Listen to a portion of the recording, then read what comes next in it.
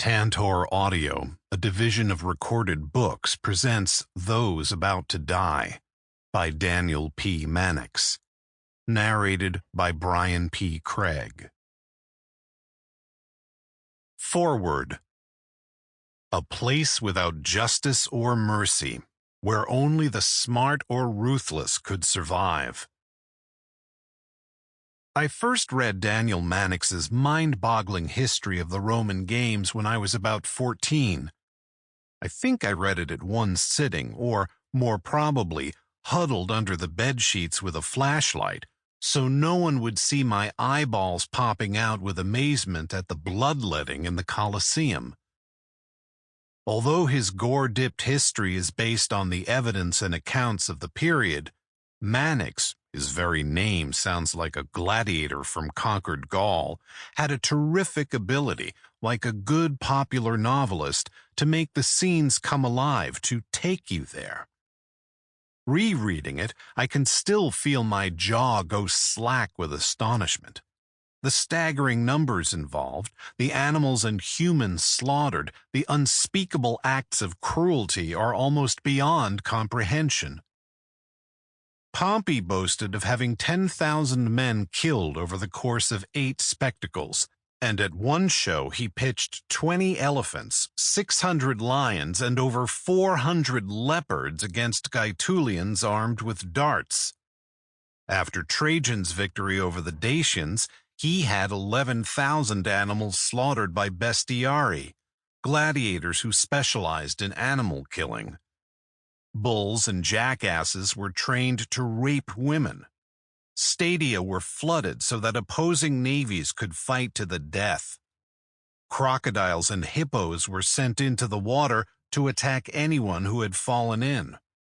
In fact, every conceivable way of torturing and killing men, women, and children was devised to amuse, impress, and appease the Roman mob. The cost, of course, was staggering. One politician complained that it's cost me 3 inheritances to stop the mouth of the people.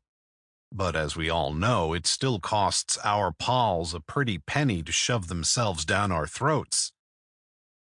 The gladiators were not all hopeless wretches condemned to certain death. They had their special skills and were proud of them. Rhetarians with their trident and net, secutors with shield and sword, Demachairi skilled with the dagger, Parthian bowmen, Assyrians in their deadly flails, German javelin specialists, Sikhs from the Indian subcontinent with their razor-sharp throwing rings, red-headed Irishmen armed only with their skull-splitting shillelaghs, and the immaculate discipline of the Greek hoplites. They could make money. Lots of it if they were particularly skilled and lucky. They could have women, lots of them, and high-born ones too. And they could win their freedom. In fact, the Roman writer Epictetus says that gladiators used to pray for more fights so they could distinguish themselves and make more money. One of the great pleasures of this little classic is the way Mannix brings real gladiators to life. Basing his mini-biographies on actual historical evidence, he breathes life and death into characters we only know from grave inscriptions and contemporary historians. The world of the Roman games, so vividly portrayed in Those About to Die, seems at first sight to be unbelievable in its ferocity. That couldn't happen now, we hear ourselves saying. But the Roman populace who screamed with laughter at the sight of fellow humans, defenseless women and children as well as gladiators, being torn apart by beasts, or roasted alive, or crucified, or hacked to death, cannot be dismissed as safely ancient. We only need to look into the mouths of the gas chambers, the killing fields of Cambodia, the mass graves of Rwanda and Kosovo to realize that the mob is always with us, and it's always howling for blood. Michael Stevenson, former editor-in-chief, The Military Book Club. 1. Nero was emperor, and for 2 weeks the mob had been rioting uncontrolled in the streets of Rome. The economy of the greatest empire that the world had ever seen was coming apart like an unraveling sweater. The cost of maintaining Rome's gigantic armed forces, equipped with the latest catapults, ballistae, and fast war galleys, was bleeding the nation white, and in addition there were the heavy subsidies that had to be paid to the satellite nations dependent on Rome for support. The impoverished government had neither the funds nor the power to stop the riots. In this crisis, the captain of the shipping hurried by chariot to consult with the first tribune. "The merchant fleet is in Egypt awaiting loading," he announced. "The ships can be loaded either with corn for the starving people or with the special sand used on the track for the chariot races. Which shall it be?" "Are you mad?" screamed the tribune. "The situation here has got out of control. The emperor's a lunatic, the army's on the edge of mutiny, and the people are dying of hunger. For the God's sake, get the sand. We have to get their minds off their troubles." Soon, special announcement was made by heralds that the finest chariot races on record would be held at the Circus Maximus. 300 pairs of gladiators would fight to the death, and 1,200 condemned criminals would be eaten by lions. Fights between elephants and rhinos, buffalo and tigers, and leopards and wild boars would be staged. As a special feature, 20 beautiful young girls would be raped by jackasses. Admission to the rear seats free. Small charge for the first 36 tiers of seats. Everything else was promptly forgotten. The gigantic stadium, seating 385,000 people, was jammed to capacity. For 2 weeks the games went on while the crowd cheered, made bets, and got drunk. Once again, the government had a breathing space to try to find some way out of its difficulties. The games, as these incredible spectacles were politely called, were a national institution. Millions of people were dependent on them for a living. Animal trappers, gladiator trainers, horse breeders, shippers, contractors, armorers, stadium attendants, promoters, and businessmen of all kinds. To have abolished the games would have thrown so many people out of work that the national economy would have collapsed. In addition, the games were the narcotic that kept the Roman mob doped up so the government could operate. A performer named Pylades contemptuously told Augustus Caesar, "Your position depends on how we keep the mob amused." Juvenal wrote bitterly, "The people who have conquered the world now only have 2 interests, bread and circuses." In a sense, the people were trapped. Rome had overextended herself. She had become, as much by accident as design, the dominant nation of the world.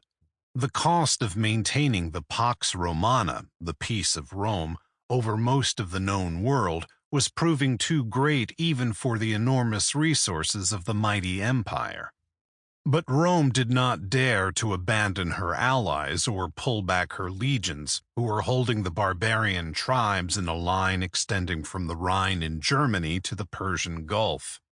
Every time that a frontier post was relinquished, the wild hordes would sweep in, overrun the area, and move just that much closer to the nerve centers of Roman trade. So the Roman government was constantly threatened by bankruptcy, and no statesman could find a way out of the difficulty. The cost of its gigantic military program was only one of Rome's headaches. To encourage industry in her various satellite nations, Rome attempted a policy of unrestricted trade, but the Roman working man was unable to compete with the cheap foreign labor and demanded high tariffs. When the tariffs were passed, the satellite nations were unable to sell their goods to the only nation that had any money.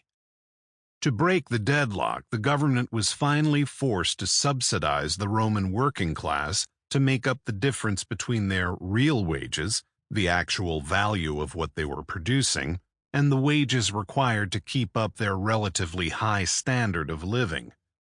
As a result, thousands of workmen lived on this subsidy and did nothing whatever, sacrificing their standard of living for a life of ease. The wealthy class of Rome, living in palaces and eating banquets composed of such delicacies as thrushes' tongues and wild honey, and sows' udders stuffed with fried baby mice, owed their riches to great factories where slave laborers produced enormous masses of goods by what we now call assembly line methods. The dispossessed farmers and unemployed workmen had one great cry: let the rich pay. The government responded by increasing taxes year after year on the plutocrats, but there was a point beyond which they dared not go. After all, it was the taxes paid by these rich men that kept the whole system going, and the government did not dare to ruin them. Attempts were made to abolish slave labor in the factories, but the free workmen's demand for short hours and high wages had grown so great that only slaves could be used economically. Also, the big factory owners were politically powerful and fought every effort to break up their holdings by bribing senators, hiring lobbyists, and securing the support of unscrupulous labor leaders. A Roman factory owner found it far more profitable to spend thousands of sesterces in such practices rather than lose his slaves, and the Roman freeman would far rather have his dole and games than work for a living. To the Roman mob, caught in an economic tangle it could not comprehend and was unable to break, the circus was the only panacea for its troubles. The great amphitheaters became the ordinary man's temple, home, place of assembly, and ideal. As the games were ostensibly pious ceremonies given in honor of the gods, they gratified his religious sense. He was able for a few hours at least to inhabit an edifice more magnificent than the golden palace of Nero instead of a miserable, overcrowded tenement. Here he was able to meet with other free men, feel a sense of unity as he sat with his faction cheering a certain chariot team, and impose his wishes on the emperor himself, for, as the Romans themselves said, in the circus alone are the people rulers. The Romans worshipped courage, and every Roman liked to picture himself as a rough, tough fighter. In Rome, the little guy could identify himself with a successful gladiator as a modern fight fan can identify himself with a famous prize fighter. There were other attractions. Betting ran so high that fortunes were won or lost in the circus within a few minutes, and only by betting could the ordinary freeman obtain wealth. Also, no matter how badly off a Roman might be, he had the satisfaction of knowing that he was superior to the poor wretches in the arena. Although few Romans cared for the low pay and rigid discipline of the army, they could still consider themselves real fighting men as they shouted advice and insults to the struggling gladiators below. Nothing delighted the Roman mob more than to have some visiting dignitary from a satellite nation get sick during the games and have to rush from the amphitheater. The freeman would say with great satisfaction, "Those effeminate Greeks, they can't take the sight of blood like us Romans," and turn to the next event with renewed relish.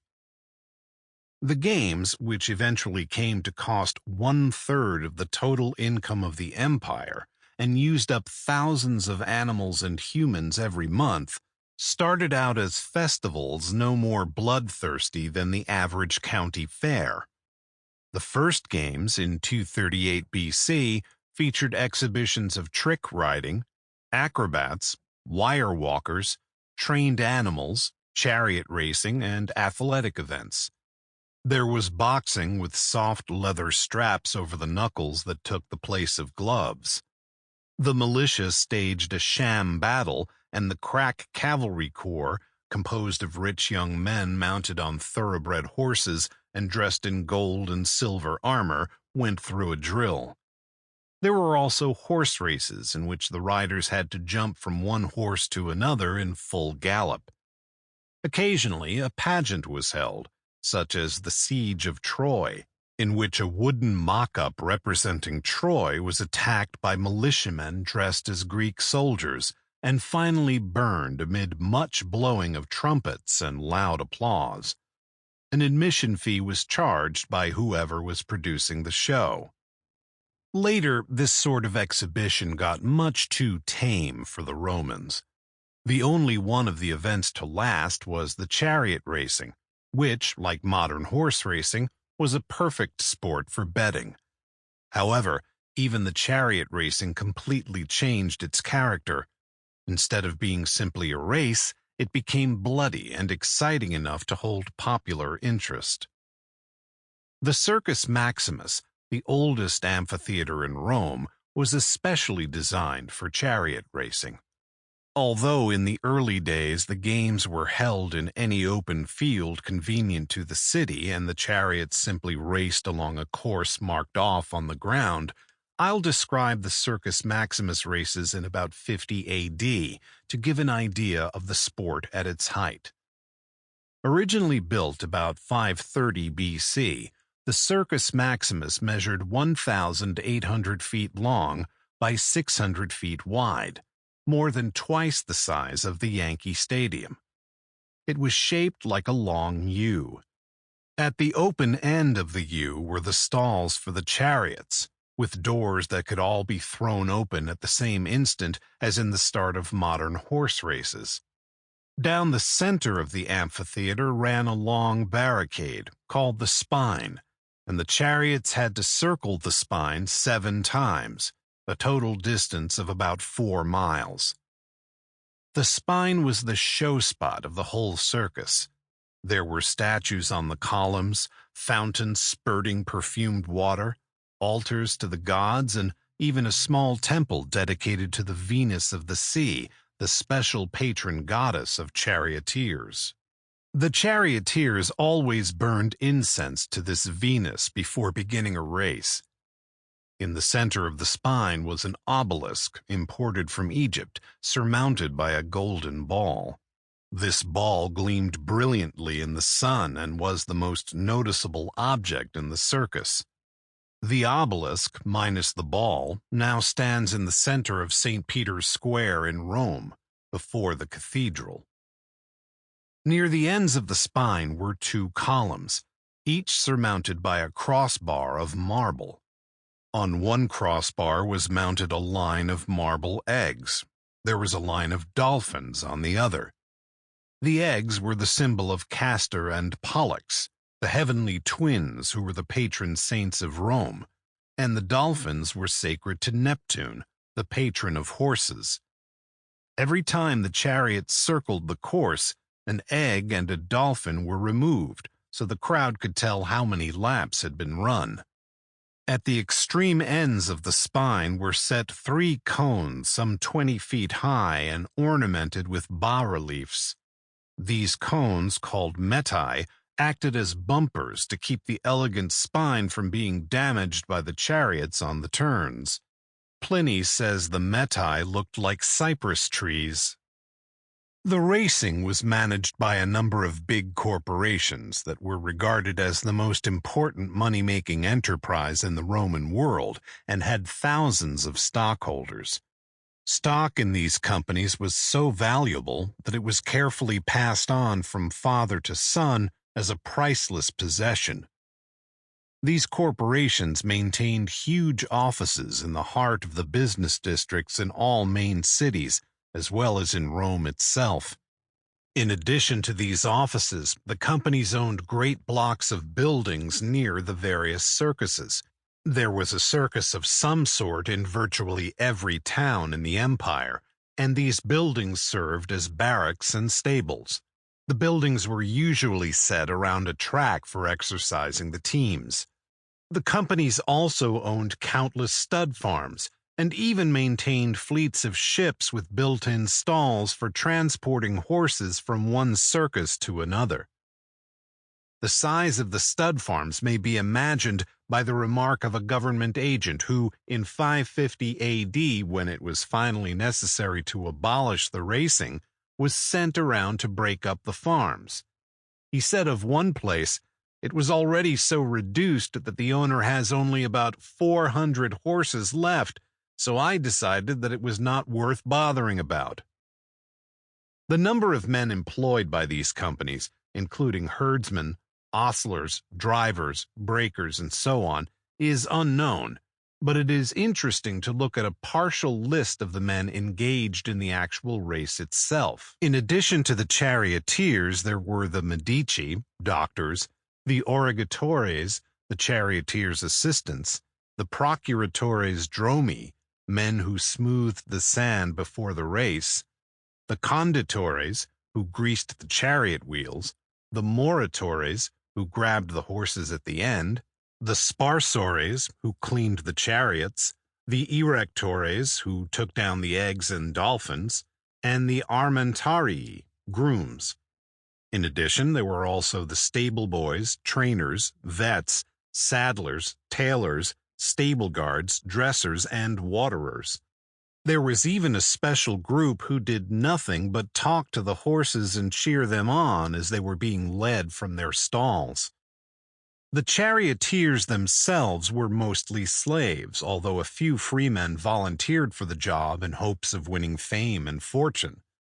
Slave or not, a successful charioteer was the hero of Rome and could win huge sums. Several retired as millionaires, having either bought their freedom or been given it by a grateful master who shared in the winnings. The Emperor Caligula gave Eutychus, a famous charioteer, 2,000,000 sesterces, about $85,000, as a gift. Crescens, an African who started racing when he was 13, won $75,000 before he was killed at 22. He won 38 races snatched at the post, that is, came from behind in the last lap to win, which was considered an especially praiseworthy feat. One man won 15 purses of gold in an hour. Although the usual sum paid to a winning charioteer was only about $2,500, he received much more in bonuses from the company, gifts from admirers, bribes from bettors who wanted tips, and concerns who wanted to use his picture on vases, trays, and souvenir cameos. Probably the most famous charioteer was a little, dark, wiry fellow named Diocles. He was the first man to win 1,000 races. Diocles had a passion for horses and fine clothes. He swaggered around Rome in a silk tunic and embroidered linens, and owned his own teams, which was as unusual as for a modern jockey to have a racing stable. Juvenal wrote bitterly, "Decent men groan to see this ex-slave with an income 100 times that of a senator," but Diocles was a popular idol. He had started life as a slave groom to a Spanish nobleman, been shipped to Rome with a cargo of horses, and bought by a patrician who admired the boy's uncanny skill with temperamental thoroughbreds. He drove his first race at the age of 24, and being a newcomer, was illegally forced to take the outside track. Positions were supposedly chosen by lot, but there was a good deal of crookedness about the selections. To reach the rail, an outside chariot had to cut in front of the others, which meant almost certain death. Diocles didn't try it. He tailed the others until the last lap, and then by a magnificent piece of driving, passed the other 3 chariots to win. It was customary for the owner of a racing stable to split the purse with the charioteer, so Diocles soon made enough money to buy his freedom. He then put his winnings into buying horses, trained them himself, and got his own chariot. He usually drove stallions and collected over $40,000 a year for stud fees alone. In addition to his other privileges, Diocles, like all famous charioteers, was allowed on certain days to play April Fool-type jokes on anyone he wished, even members of the nobility. Another lucrative source of income for Diocles was making freak runs for big side bets. Once he raced twice in one day, the first time with a 6-horse hitch. Swinging a 6 in hand around the ends of the spine at full speed was a terrific feat, and won 40,000 sesterces. Then he raced a 7-horse hitch not yoked, held only with traces, and won 50,000. Perhaps his most remarkable stunt was winning a race without using a whip for a side bet of 30,000 sesterces. The whip was used by the charioteers not so much to beat the teams as to guide them on the turns. While rounding the cones at the end of the spine at full speed, the charioteer could signal the inside horse when to turn by laying his whip on its shoulder, and if one of the other horses tried to turn too soon, the driver could check him by a light flick. The reins were tied around the charioteer's waist so he could get more leverage on the turns, but this made it difficult to control any individual horse. The horses were extremely valuable, worth far more than slaves. Training started when the horses were 3 years old and was so detailed that a horse could not be raced until he was 5. Some teams were so smart that they could drive themselves. One driver fell out when his team made the usual jackrabbit start from the stalls, but the horses kept going and actually won the race. They got the prize, too. Sculptors made statues of famous horses, some of which still remain. Under the statues are inscriptions such as Tuscus, driven by Fortunatus of the Blues, 386 wins, and Victor, driven by Gita of the Greens, 429 wins. Lucius Verres had a horse named Volucrus, who was awarded a bushel of gold pieces after a race, and the Emperor Hadrian put up a mausoleum for his horse, Borysthenes, that still stands. The most famous of these horses was Incitatus, belonging to the Emperor Caligula. Incitatus had a marble bedroom, an ivory manger, and drank from a gold bucket. Famous artists decorated the walls of his stall, and he attended state dinners where his oats and corn were served to him by his special slaves. Caligula even planned to have him made a consul. A horse that had won over 100 races was called a centenarius and wore a special harness. Diocles owned 9 centenarii, all of which he had trained himself. He had one horse that had won over 200 races. This horse, named Passarinus, was so revered that soldiers patrolled the streets when he was sleeping to keep people from making any noise. The best horse in the team was always on the near hand, left side of the hitch, and never yoked, only held by traces. On the turns, this horse was nearest to the spine, and his speed and sure-footedness meant the difference between life and death to the driver. The second best horse was on the offside, right of the hitch, and was usually not yoked either. On the turns, he had to jerk the chariot around while the centenarius on the inside pivoted close to the cones. The 2 center horses were yoked on either side of the shaft and were mainly for pulling power, although the whole team had to know their jobs. As today, there were unending arguments about the best breeds and best farms. The horses were not shod, so the condition of their feet was crucial. The Sicilian horses were very fast but unreliable, the Iberians good only for a short course, feet too soft, and the Libyan best for a long drag. There were several breeds we do not have today, among them the Oryx, which was striped like a zebra but was apparently a domestic breed of horse. Although there are innumerable statues of Roman charioteers in museums, And although we have plenty of old records of the sport, such as Scorpus of the White faction got first place 7 times, second place 29 times, and third place 60 times, I haven't. Sample complete. Ready to continue?